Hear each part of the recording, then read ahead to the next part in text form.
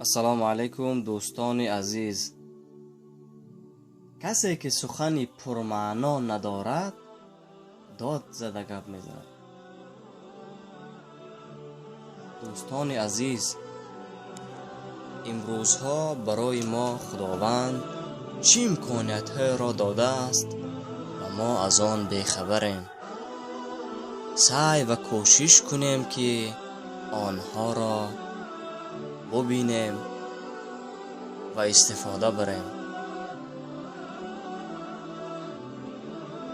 باید به قدر نعمت‌های خداوند برسیم. خدا حافظ دوستان عزیز و مهربان ما. پند استاد به یادمان رسید: باید آخر بین باشیم، نه آخر بین.